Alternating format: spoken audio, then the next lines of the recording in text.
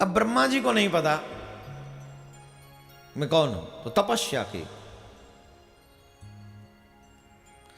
तप का प्रभाव ऐसा है, तप का बल ऐसा है कि ब्रह्मा भी सृष्टि का सृजन उस तपस्या के बल पे ही करते हैं। नारायण भगवान प्रकट हुए, नारायण भगवान ने कहा कि तुम सृष्टि की रचना करो, तो ब्रह्मा जी को चारों वेदों का ज्ञान एक क्षण में हो गया। कृपामयी जैसी कृपा दृष्टि पड़ी, ब्रह्मा को चारों वेदों का ज्ञान हो गया।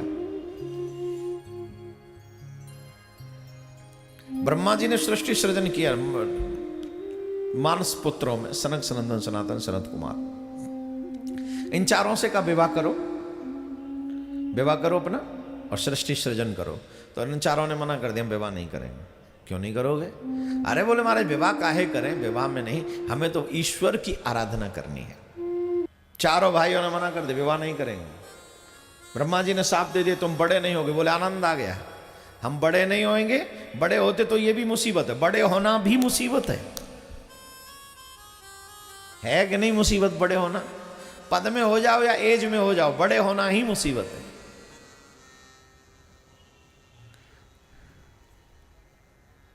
कैसे? एज में हो जाए तो जिम्मेदारियां बढ़ती हैं और मन की इंद्रियां जो हैं, हमारी इंद्रियां जो हैं, ये भटकती हैं।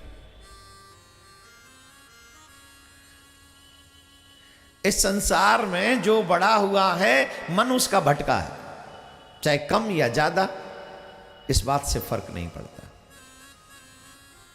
भटकता है कि नहीं मन?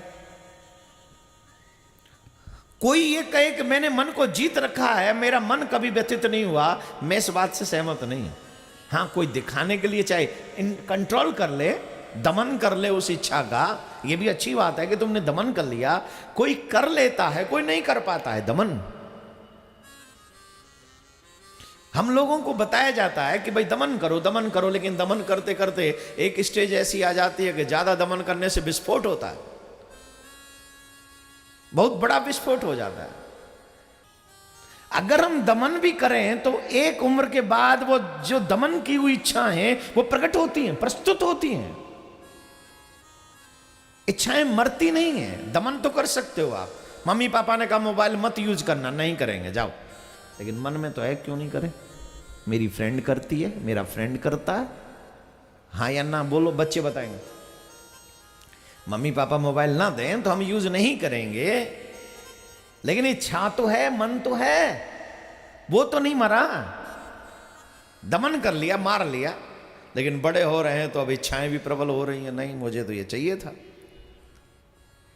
इसीलिए सदगुरु की आवश्यकता पड़ती है कि वो विस्फोट ना हो इच्छाओं का। भजन का आश्रय लेना पड़ता है। जब हम भजन का आश्रय ले लेते हैं तो फिर वो विस्फोट नहीं होता, विस्फोट होने से बच जाता है,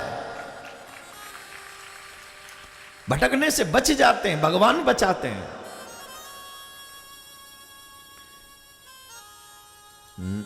नानक देव जी ने लिखा है गुरुवाणी में, हे प्रभु मुझे ऐसे ही लोगों से मिलवाया करना दिन में, वही लोगों से मैं मिलूं जिनसे मिलकर मुझे आपकी याद आए।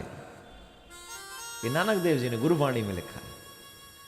हम लोग क्या सोचते हैं, हे भगवान मुझे ऐसे लोगों से रोज मिलवाना जिनसे मेरा बैंक बैलेंस बढ़ जाए। हाँ जी कि ना जी? बोलो।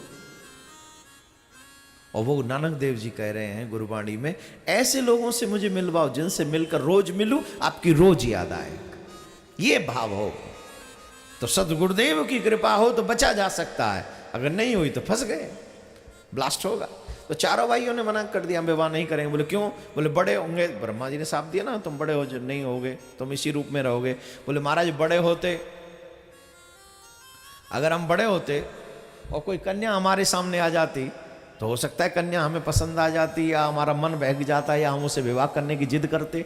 लेकिन जब हम बड़े ही नहीं होंगे तो हमारे मन की जो इंद्रियां हैं वो हमें व्यथित नहीं करेंगी, वो हमें परेशान नहीं करेंगी। इसलिए, और वैसे भी बाल्य अवस्था में भजन करने का फल कई गुना मिलता है, हमारा सौभाग्य होगा। बचपन में जो लोग भजन करते हैं, एक माला करते हैं तो 100 माला का फल मिलता है।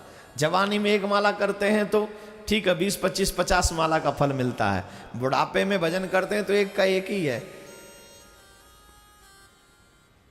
एक का एक ही फल मिलता है। तो मेरे प्यारे,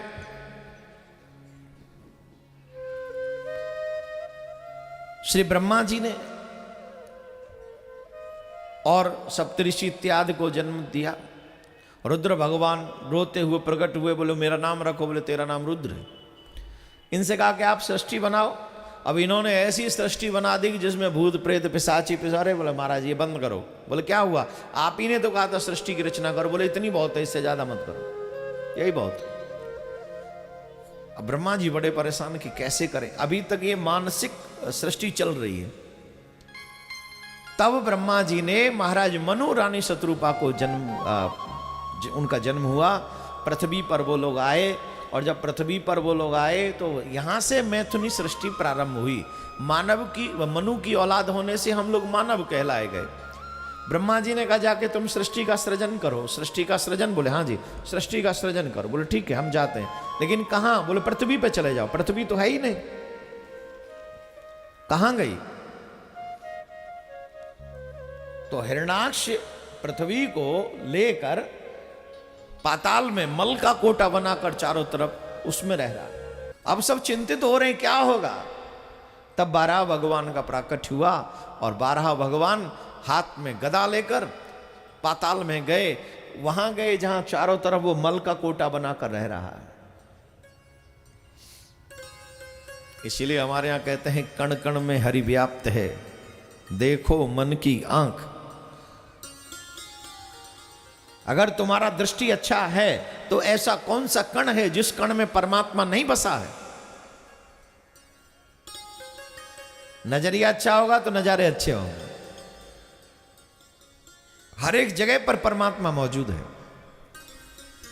तो भगवान ने 12 रूप धारण किया, मल के कोटे को ढा दिया, और उसके पार जाकर उस दुष्ट को ललकारा, अरे दुष्ट यहां कर छिपा है, आ मुझसे युद्ध कर। हिरण्याक्ष बोला 12 यहां तक कैसे पहुंच गए? लगता है कोई जादूगर है। बहुत भयानक युद्ध हुआ दोनों में। कितना भयानक हुआ कुछ पूछो मत। एक बार तो हिरण्याक्ष ने इतनी जोर से प्रहार किया कि भगवान के हाथ से गदा छूट गई, और जैसे ही भगवान के हाथ से गदा छूटी तो देवलोक में त्राहिमाम त्राहिमाम त्राहिमाम देवता करने लगे। अब क्या होगा? अरे ये इतना दुष्ट, इतना बलवान है, भगवान के हाथ से गदा छूट गई। तो भगवान के हाथ से जब गदा छूटी तो हिरण्याक्ष कह रहा है उठा लो गदा उठा लो। क्यों? बोले मैं निहत्ते पर वार नहीं करता। भगवान ने गदा उठाई और इतनी जोर से प्रहार किया कि हिरण्याक्ष के हाथ से वो गदा छूट गई। अब देवता करे मारो मारो, भगवान जी मार दो, भगवान जी मार दो, भगवान जी मार दो। लेकिन भगवान का भी स्वभाव कभी कभी लीला करने, वो तो हमेशा ही लीला करते हैं। बड़ा प्यारा स्वभाव है ठाकुर जी का, लीला किया बगैर मानते नहीं है। भगवान ने भी दोबारा प्रहार नहीं किया उसके ऊपर। भगवान ने कहा उठा ले गदा। बोले क्यों? बोले मैं भी नियत्ते पे वार नहीं करता, टिट फॉर टैट। जैसे को उठाओ। उसे गुस्सा आ गया, मेरी बात मुझ पे ही दोहरा रहे हैं। बड़ा जोर से दौड़ा और भगवान ने एक ऐसा प्रहार किया कि एक ही में गोविंदाय नमो नमः। अब प्रश्न उठता है क्या वो इतना बलवान था कि भगवान की गदा गिरा दे? बोले नहीं नहीं, युद्ध में भी लीला उत्पन्न हो, युद्ध में भी उस सामने वाले का भी मन बढ़े, इसलिए भगवान ने गदा, अपने हाथ की गदा गिरा दी थी। उसको लगा कि मैंने ही गिरा दी है। ये भगवान तो युद्ध में भी लीला करते हैं, राधे राधे बोलना पड़ेगा। फिर भगवान उस पृथ्वी को अपने दांतों पर रख के लाए। कहते वृंदावन में वो 12 घाट आज भी है। वहां से महाराज मनु ने इस पृथ्वी पर मैथुनी सृष्टि का सृजन किया। मनु की औलाद होने से हम लोग मानव कहलाए। और इनकी बेटी थी देवहूति, जिनका विवाह कर्दम मुनि के साथ में हुआ। कर्दम मुनि के साथ